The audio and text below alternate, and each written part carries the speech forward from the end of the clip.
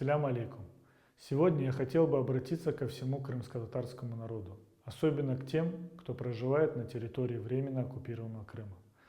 Настало 80-летие депортации крымско-татарского народа из Крыма. Российская власть пытается всеми силами запретить отмечать этот день крымско-татарскому народу. Они пытаются искоренить эту дату из нашей памяти и из наших сердец. Они уже это сделали с чеченским народом, которому запретили проводить какие-либо мероприятия, связанные с датой их депортации 23 февраля.